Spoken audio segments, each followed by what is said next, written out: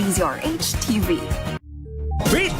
Lumalatay na komentaryo sa Himpapawid! Dos por dos! Walang takot sa paghimay sa masalimuot na isyu ng bayan. Dos por dos! Humahataw na mga balita at impormasyon. Dos por dos! Ating damhin, ating lasapin ang hagupit na Dos por dos!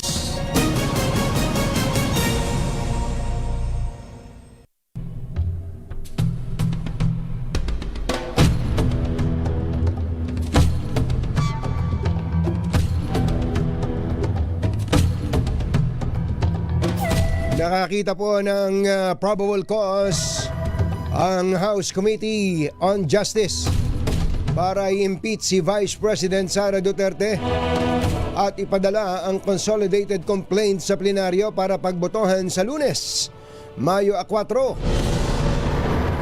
53 miyembro ng komite kabilang ang 14 na ex-officio members ang sumang-ayon na ang aligasyon ng korupsyon at mga paglabag sa konstitusyon laban kay VP Sara ay may sapat na ebidensya batay sa mga dokumento at testimonya na iniharap sa serye ng mga pagdinig sa nakalipas na 3 linggo. Ayon kay mamamayang Liberal Party List Representative Laila De Lima, isa po sa mga endorsers ng reklamo, ang ebidensya ay nagpapakita ng nakababahalang pattern ng hindi maipaliwanag na kayamanan, gayon din ang kill threat laban sa Pangulo na tumama sa pinakasentro ng constitutional order. Sa sandaling maisumite ang report at talakayin sa plenaryo, itatakda ang botohan at kailangan ng 1/3 vote ng lahat ng miyembro, katumbas ng 106 na mga kongresista upang ma-impeach si VP Sara at maipadala ang kaso sa Senado para sa paglilitis. Isyu ng bayan. Katotohanan. Dos por dos!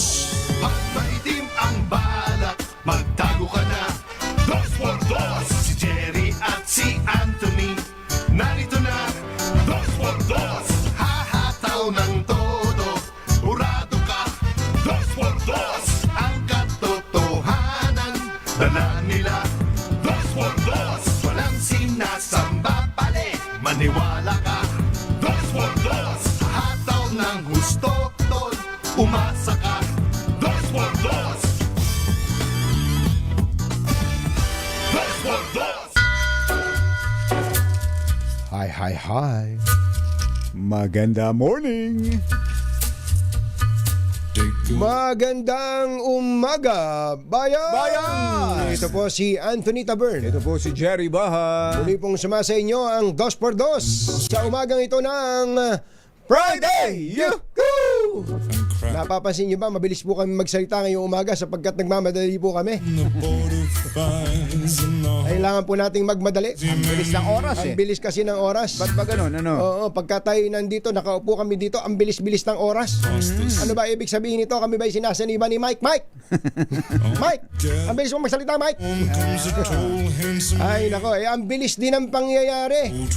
Parang ngayon lang ako nakakita ng impeachment vote na walang kontra. Antindi, ano? Oo. Kahit na may normally kung batsero may nag-a-abstain dyan. Oo. O kaya meron nag-dissent kahit Ayan, isa, oo, dalawa. oo. Pero ito, anonymous eh. Anonymous talaga. Oo.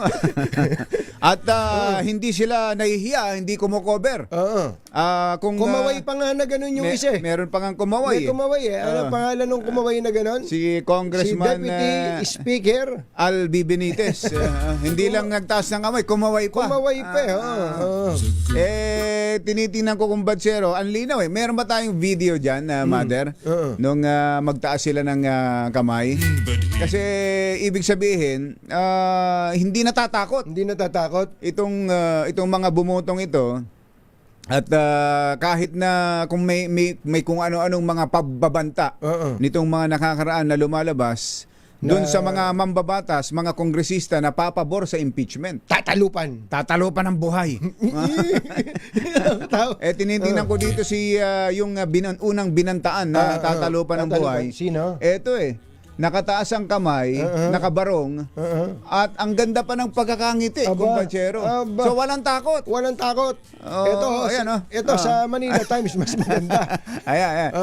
Sa Manila Times, merong, meron siyang May tinetext. isang nagsaselfon. Sabi niya, nakaboto na ako. Ayos na, ha?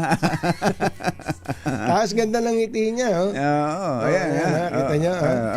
Ayan, oh. Yung nakabarong na puti. Nakabarong katabi ni Congresswoman Zamora. Oo, nasa kaliwa niya. Ni Congresswoman Nakahawak cellphone, Zamora. nakangiti. Ayan. At sa ibang mga shots, kumpatsero, yun talaga. Unanimous. Ilan? 53. Kasama pala mga ex-officio, no? 14 matindi. ex-officio members. Yan ay sa committee. Sa committee. Magkakaalaman niya pagdating na sa plenaryo. Ang kailangan na kumbatsero, 106. 106 pala. Kailangan ay 106. 106. So kung 53 yan, times 2 lang pala. Times 2, oo. So another 53. Another 53, lulusot na didiretso na sa impeachment court. Hindi, sa pero Senado. in fairness naman sa kampo ni VP Sara, ang gusto nga nila ay makasagot. Oo. At Ay, sabi tama. niya, doon na lang kami sa Senado. Sasagot. May sunog! Yung dati nang nasunugan, nasunugan na naman! Ay, sus, Mario.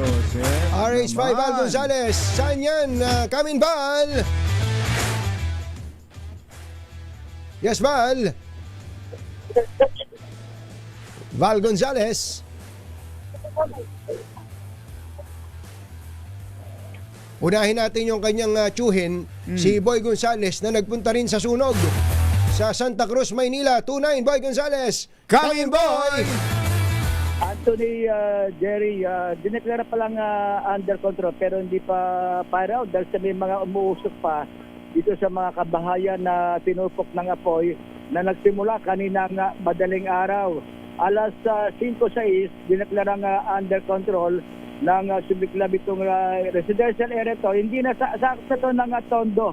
Yung kabilang side ay sakop na Santa Cruz. Ito sakop pa rin ng Tondo. Pasangkay, May Halige. Dito yan sa Barangay 264 sa Tondo, Maynila. Nagsimula ang sunog alas 2:41 kaya nabulabog ang mga residente na natutulog ng nagsisigawan. May sunog na sumiklab dito sa isang kabayan sa ikatlong palapag ng mga bahay. Gawa to sa light materials, itong naturang sunog. May nakaburo dito na isa. Ang malungkot, Anthony, Jerry, yung pamilya na may nakaburo dito, nasunugan din sila at tinupok yung kanilang bahay. Ang naturang sunog na sa ngayon ay tuloy-tuloy pa rin yung pag-apula. Ano nangyari dun sa kwan? Ano nangyari dun sa burol? Yung burol inilipat muna. Oo. Inilipat muna sa medyo malayo dito.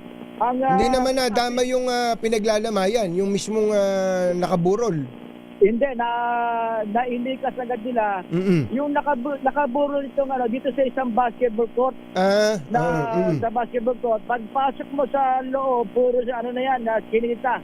Gawa sa light. Meron kasi isang pamilya ay sa isang bahay, maraming pamilya ang nakatira. Kaya ibig sabihin na dikit-dikit yung bahay. Merong karamihan ay gawa sa light materials. Pero may mga konkreto naman, kaya ang natitira na lamang yung mga konkreto. Pero sunog na sunog yung bahay. Muusok pa rin itong lugar. At pahirapan sa mga bumbero na makapag-respond dahil sa yung kalsada ay makitid.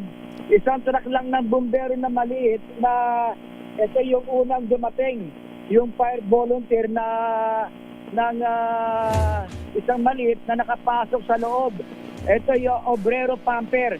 At naubusan nga ng tubig yung mga truck ng bumbero. Kaya yung mga residente, kanya-kanyang tulong. Merong isang tubo rito na malaki, ay winasak nila para lumabas yung nagugulgak na tubig. At yun ang ginagamit nila para sumahod sa mga balde-balde at inilalagay sa rack ng mini fire volunteer. para ito naman ang gamitin para pambomba doon sa mga nasusunog na bahay. Yung ibang truck na malalaki ay nandito sa area ng Masangkay. Oo. Malapit lamang sa may isa-isang hospital. Yes, sir. Ito yun, isa-isang hospital. Merong lumang eskwelahan na merit sa sinasabi nila na nadamay din dito sa naturang sunog. Ito si Boy Gonzales para sa Disaris, una sa Pilipinas, una sa Pilipinas.